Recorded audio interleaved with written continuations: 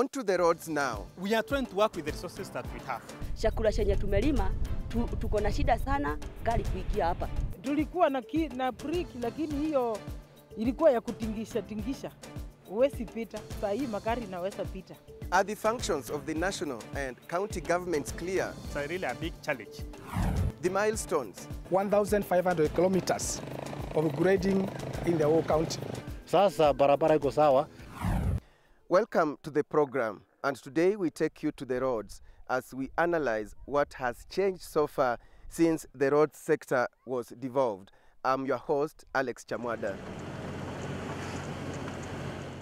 Roads.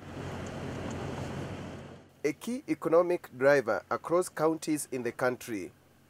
According to the Council of Governors, county governments cumulatively improved over 7,000 kilometers of roads in the 2014-2015 financial year and a similar figure in the 2015-2016 financial year.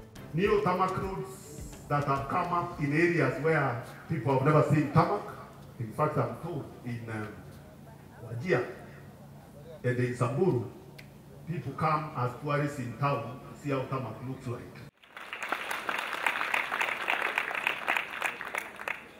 The Constitution stipulates that county governments are in charge of county roads, street lighting, traffic and parking, public road transport, as well as ferries and harbours, excluding international and national shipping.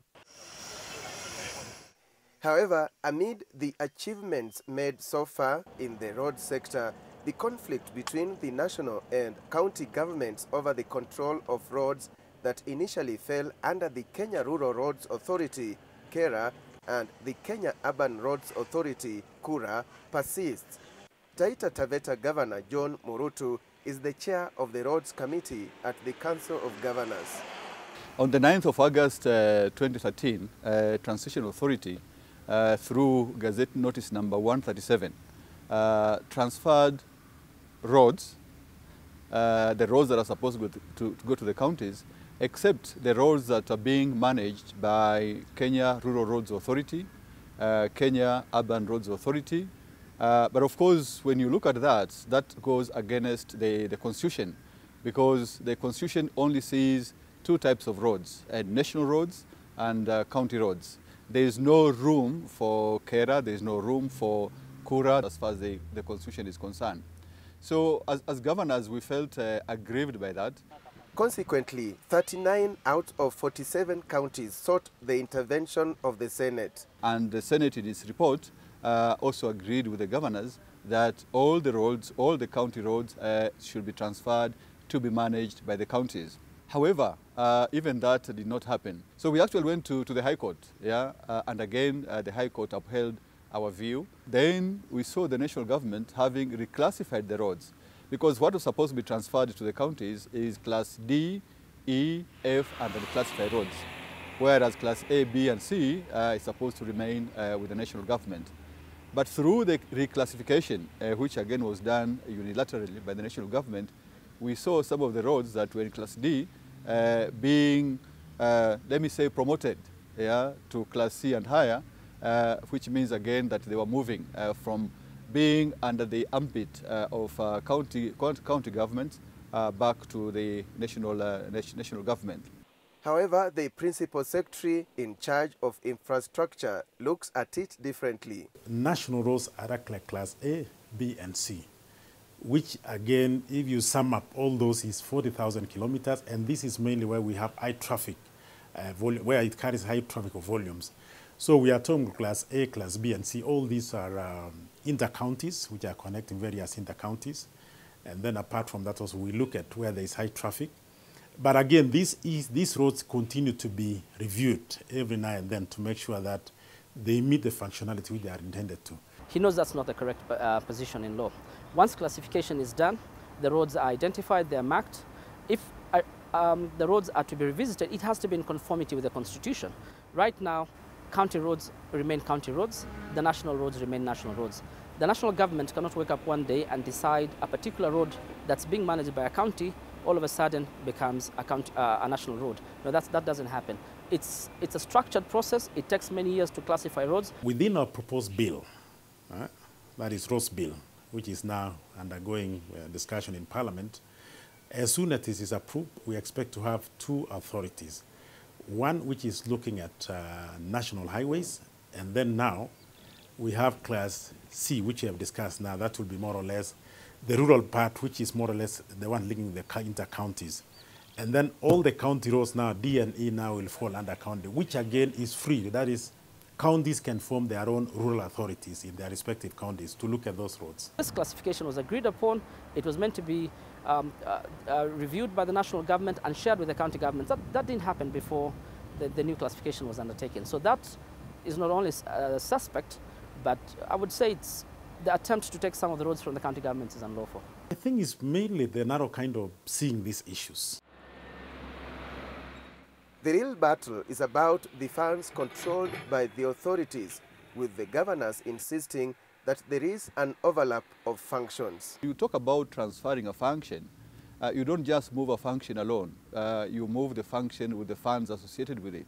So in other words, the funds that originally were being assigned to Kera and Kura, all those funds are supposed to come to the county government so that we can manage, we can maintain the roads that have been transferred with it.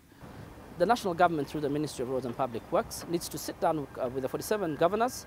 They agree, they go back to the classification that had been agreed upon before the intervention by the ministry to change the classification. This had been agreed upon way back in 2014.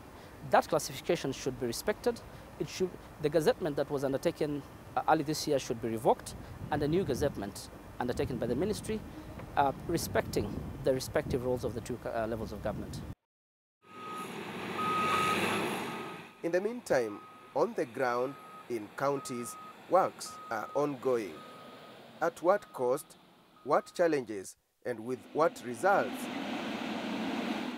Find out in a moment. First stop, Kitui County, and under construction here is Kayo Bridge at one of the killer seasonal rivers. Si tulikuwa tunasumbukana wakati watoto wanakuja shule, maji ikikuja saa ingine hawakuji, wanakosa kukuja shule njuu ya maji. Sasa na kuenda pande ile tulikuwa tunashindwa wakati maji inakuja, njuu manduka iko pande hii. Sasa daraja ikijengwa tutapata ni kuvuka kwa haraka, tunavuka bila kusuiliwa. Na mangali inapitia hapa transport, saa ingine inapita ikienda ng'ambo ile. The cost of the bridge is about 56 million shillings, according to the acting County Executive Committee member for Lands, Infrastructure and Roads, Peter Gitonga. The drift is supposed to connect two wards. There's a ward called Kwamutowake Dhumula, and then where we are now is Kiagudia West. You people want to move from Kadhivo Market all the way to Kiamadhiaka, which is right here where we are. It takes 14 kilometers. And therefore, with the construction of this bridge, the distance is going to be reduced to 6 kilometers. In the last 3 years of devolution, about 1,500 kilometers of roads have been graded in Kitui County, according to the CEC. And up to now, we have done 55 drifts in various places in this county. Kabila hii barabara bila kuingia, mambo ilikuwa mbaya sana. Kwa maana sisi tulikuwa tunapata taabu kwa kuchukua mali yetu. Mvua ikinyesha kulikuwa na matope na hata punde hawezi kwenda huko. Lakini sasa tunafaidika. Itaenda. Gari pia, basikili pia inakwenda. Inatoka hapa, inakwenda mpaka Murutu mpaka Kitui. In Turkana County, since independence, the only tarmac road known by residents has been the Kitale-Lodwar highway that connects to the border with South Sudan. But with the coming of devolution, Lodwar, the capital of the county, has seen a new 9-kilometer tarmac road. The county government came in when the Kenya Urban Roads Authority was in the process of tarmacking 3 kilometers of a new road in Lodwar. The authority completed the stretch through collaboration with the county government. Then the county government extended it by 6 kilometers. The 6-kilometer road costed us 297 million, and honestly, I think it's a bargain for us. One of the biggest challenges the county government of Turkana faces is high cost of construction due to the remoteness of the county.